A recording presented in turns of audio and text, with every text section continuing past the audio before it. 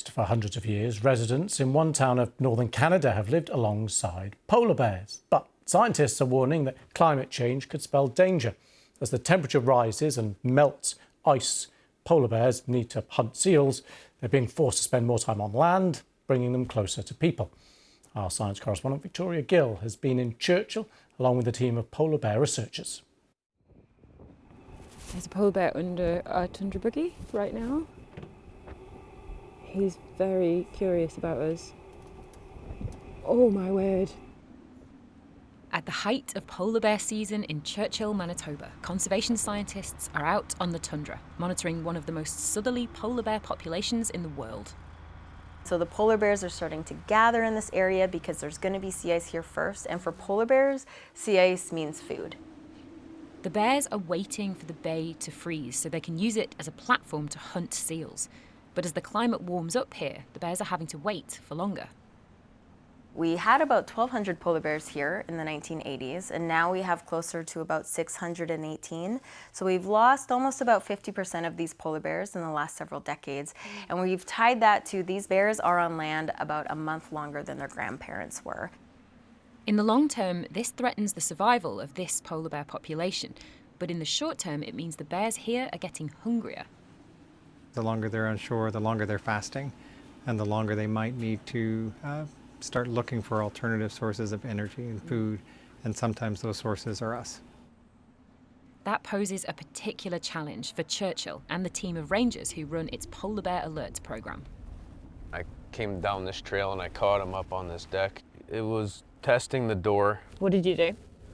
So at that point you haze them, right? You use your vehicle, horns, cracker shells, and you chase them in a desirable direction, which in this case would be away from town. This is a place that takes pride in setting an example for how humans can coexist with these big predators. Everyone here that we've spoken to is very aware of it all the time. And should we go?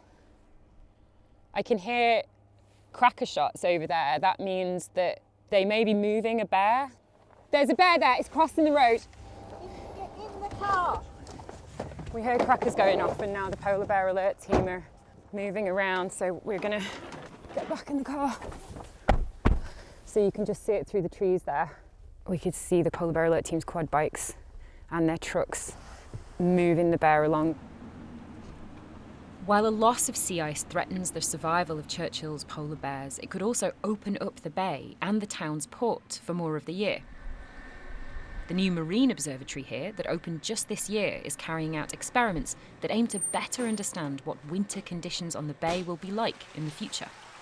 The bay is open water, essentially, on average, about 5 months a year, and it's on its trajectory to become all year round. And my colleague right there, and he's actually working specifically on improving the projection of ice conditions to facilitate, to help to make better decisions on the shipping season. This is a town preparing for a future without sea ice in the bay. The town's mayor, Mike Spence, says that could present opportunities. What do you think this place could look like in 10 years' time? It'll be a bustling port. The future looks bright. The fate of the polar bears, of the polar bear capital of the world, though, depends on us and whether we can rein in rising temperatures and preserve the ice that they depend on. We can keep Arctic sea ice in the north and protect the species as a whole. Sea ice is so much more than just like frozen ocean. It really is. It's a garden, it's a platform, it's access to food, it's life, really. Victoria Gill, BBC News in Churchill, Manitoba.